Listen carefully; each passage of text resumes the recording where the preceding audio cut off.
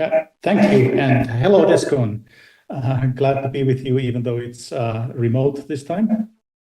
And I want to talk about networking and the environment. And I know that's a dear and long-term topic for, I guess, maybe all of us even, but certainly most of us. So in some sense, that's not a new topic, but I wanted to highlight some of my own views on this topic, both on the angle of diversity, how diverse the topic actually is, how many different aspects it has, and also some recent technology work and how that might impact things. Also, I'll be talking a little bit about data collection and sleeping. I don't know how people slept last night. I slept not so great. Kept waking up and doing some micro sleep, and that's not great. But for computers and networking gear, that might actually be great. So we'll get to that in a second. Anyway, so just starting from the high-level view, how does networking impact the environment? And of course, it can be an enabler for good, for the rest of the society to be more efficient. Again, I'm sorry I'm not there, but on the other hand, I'll be burning a lot less fuel doing this talk this way than by traveling with airplanes and such. There was a 2014 study that looked at video conferencing compared to in-person conferencing and found that at most 7%, and I think that's, well, it's a 10-year-old number, probably. It's much smaller percentage that we burn on video conferencing, given that it's quite commonplace technology these days. But anyway, so this is just one example of the kinds of things that networking enables us to do, and that's great. And there's other examples. Klimerko is one thing that people have done. You can measure the environment, be more aware of what's going on in the environment in terms of air quality or many other aspects, and so ton of things that the network can do for us. So that's one aspect. But of course, as you know, the internet or the networking can bring some worse aspects as well, from, I don't know, spreading misinformation to all kinds of other things. And one thing that I want to highlight here is its ability to sort of speed up or enable massive amounts of consumerism, or perhaps unnecessary consumerism. And maybe I'm just picking it up on one easy target here, but I looked up the production rates for clothing, and the number of clothing items has risen twofold in between 2000 and 2015 for this research that I'm showing here. And even though the number of people is, more or less, I mean, it grew a little bit, but not this much. And then the average number of times we wear an item is going down. So that sort of shows that we're consuming more and not necessarily benefiting so much from that. So we do need to remember these bad things as well. And of course, the networking can consume a lot of resources by itself. And this starts with the raw materials that they need for various kinds of equipment, be it rare earth metals or other kinds of raw materials, water and so on. Takes a lot of labor to build stuff. So there's a lot of embedded carbon also inside, let's say, a phone that you buy, or a computer that you buy. Of course, you also burn energy when you're using the equipment, your phone or a router, or you use your ISP networks for something. And there's been a lot of studies on this and a lot of different numbers. I just wanted to highlight one particular number that we looked at when I was in the Internet Architecture Board, and we held 2 years ago a workshop on the environmental impacts, and sort of tried to summarize a little bit these numbers. Michael Welzel summarized that nicely, I thought. He came up with the range that the networking aspects or the internet aspects are somewhere between 0.5% to 1 plus something percent of all of the world's energy consumption. That may sound like a small fraction, but of course that's like massive numbers. And with many of the other aspects of world's energy consumption being looked at very hard, and people actually try to make significant improvements there, then there's a potential for the ICT aspects of energy consumption to rise in proportion. And of course, this depends a little bit on how you define the networking or the internet, if you include data centers, for instance, or not. Anyway, on the right, you see a little bit of Michael's rationale, how he came to a particular calculation. So ICT is maybe 3%, and networking part of that is maybe 1%-ish. But a worry nevertheless. Some of the growth numbers, there's also a lot of variation in this, in particular of the predictions. One issue with the predictions is that you often, I think, mistakenly take the predictions based on, like, this is how much energy we use now, and this is how many bits we transport this year. And next year we're going to transport, I don't know, 20% more bits, and therefore that equals 20% more energy. And that doesn't necessarily work that way, but it's nevertheless the entire ICT energy budget is growing, and that's not great.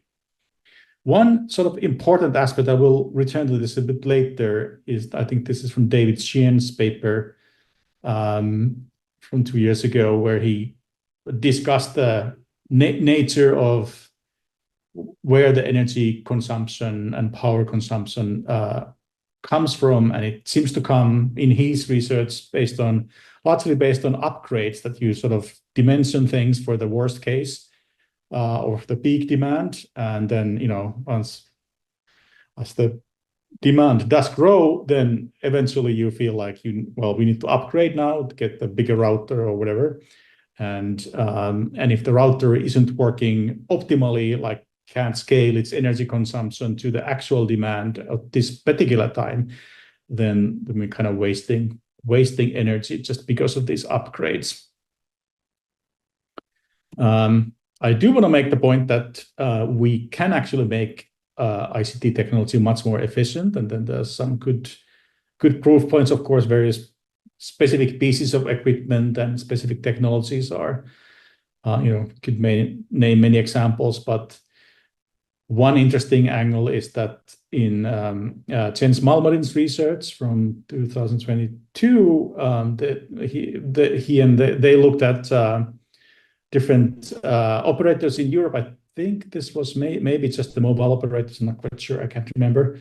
And during they looked at this for a long period of time between 2010 and 2020, 10 years. And during that time, the data amount actually rose 20-fold, but the electricity consumption was quite stable. And so one of their conclusions is that the electricity consumption is maybe more related to the number of subscribers than number of bits. But nevertheless, it's not going down either, so that's not great. Also, when we talk about the side effects of networking, we should also remember that it can be it is a basic human need, or at least is, in my opinion, a lot of other people's opinion, that you do need to communicate. You need to have an ability to talk to your friends and family. You need to get information. You need to be able to work from where you are, and so on. So it is very much needed. So the question is, what can we actually do? Can we improve things? And that's of course should be high up on our agendas. And again, I want to try and convey the message that there's actually multiple things, that sometimes people are too focused on, like, let's do one thing, that there's one answer. We need to stop watching cat videos, or we should watch them at 240p, or turn off our phones during the night. Kind of like simple solutions, but it's not a simple problem. It's complicated. And just to highlight this is from our IAD work on this topic, and just looking at like what different contributors have looked at, and the map of those topics is quite diverse. So you have anything from societal issues and benefiting these other fields, like enabling the video conference instead of flying.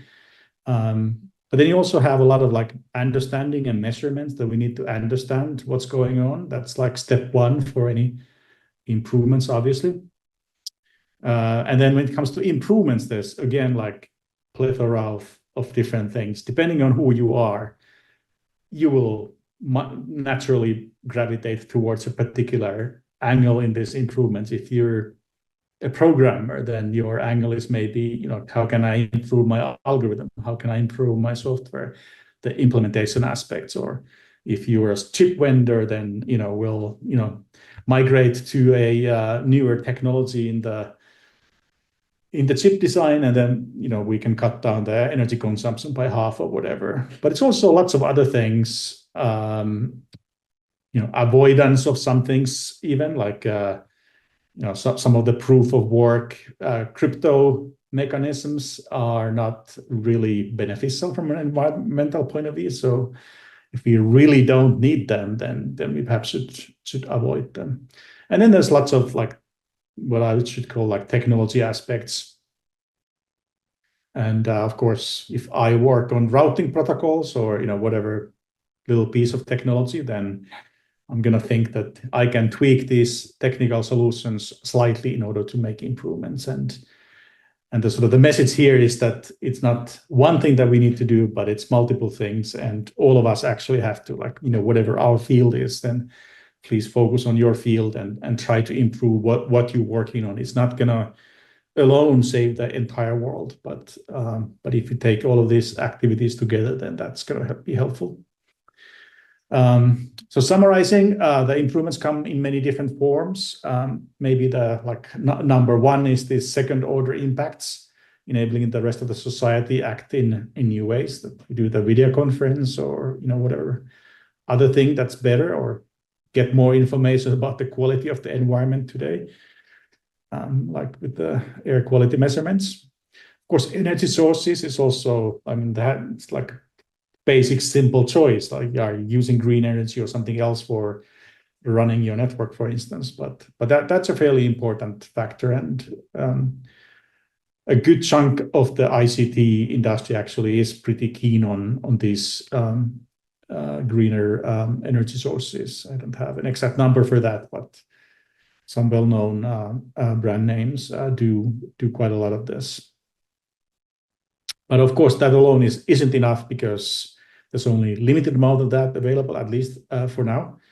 And so if you happen to buy that, then somebody else can't have it, and so on. So we do need to actually look at the energy consumption and not just switch to greener source. And then implementation work, that's hugely important. I think people, like I've spent a lot of my career working on standards and sort of basic technologies, and our instinct is always like we'll change the standard to do something, but the implementation guys' efforts is hugely important. Then we have the technology aspects, protocols and chips and all of that. And then we talked about the measurements and awareness, transparency of what's actually happening in your network and my network and so on. That's important. And then avoiding the obviously bad stuff like some of the crypto solutions. I see some messages on the screen. Should I do something about it? Okay. Yeah, wrapping up. So a couple of things that we can do actually. One is importance of making sure that our equipment is actually running in power proportional mode, so that we don't waste energy when we're actually not using. And here, research basically indicates that our networks are typically like very, very underused. Here's an example of a Swiss operator running 2% of the network is actually being used or utilized, which is very low, of course. And that's very typical actually in many networks for various reasons. Business centers don't have a lot of users in the night, and suburbs don't have many users during the day, and so on. And we can do a lot of things for this. Actually, we can do load shifting, that we try to actually leverage the times when for some, like when there's low demand for something else. We can have better implementations. We can turn off components. This has been like a really big thing in the last couple of years, and there's even more work now. Recently, ITF is establishing a working group called Green for enabling better measurements from network devices, and also the ability to turn off individual devices and their components from a management angle or management stations. And also in mobile networks, you have a lot of interesting designs. You have like this ability to turn off not the whole entire system, but like the tiny components that drive the transmitters, this power amplifier that consumes like almost 90% of all the energy in the network. But if you can shut those down more often, that's good. I'll just show one example of that. So this is like a technology improvement. In 4G, you had a mandate that you have to be able to transmit certain synchronization signals quite often. I think it was like every 0.2 milliseconds. And then you see like the graph of energy consumption looks like this on the upper screen. And then on the lower screen, you have the 5G version where the times were increased significantly up to like 800 times in some cases. And this means that equipment only needs to wake up now and like far less frequently, up to 800 times less frequently. And then you can burn the energy only during the time that it needs to wake up. So this most energy consuming component, the power amplifier, only needs to be on a fraction of the time. And this has had a huge impact, I think. At least from a technical perspective, it's not necessarily realized in products, but from a technology perspective, you could get easily 10x improvement in number of bits per unit of energy that you can send. That's great, of course, and we actually expect that to, like, the future generations like 6G will have a similar improvement, because there's some runway left in these mechanisms that I'm showing here. Wanted to briefly mention minimal data sets as well. So the amount of data that you send is of course hugely important, and that could be multiple different things. And the large data size does have many negative consequences, from energy consumption to latency to privacy misuse of data. That if you send some information to a service, then they might misuse it, or it might leak, could be attack target, and so on. And there are multiple techniques that can help here. There's some privacy techniques. I won't go into details of this. There's better compression techniques. Recently, we've migrated more towards this binary type of designs, like HTTP2 has a better compression of headers than previous versions of HTTP had. And many other protocols still need similar improvements, but we can make improvements here. There's also possibility of using this AI-based compression mechanisms called semantic communication. Actually, that's a typo. It should be semantic communication. That could improve things, but the bottom line is that we should actually design systems and protocols with the data that we absolutely need, not to collect everything just in case, and in case we can sell it to somebody as data about consumers. So that is the starting point, actually. But I'll stop here, and yeah, thank you. And if there's any questions, I'll be happy to take them.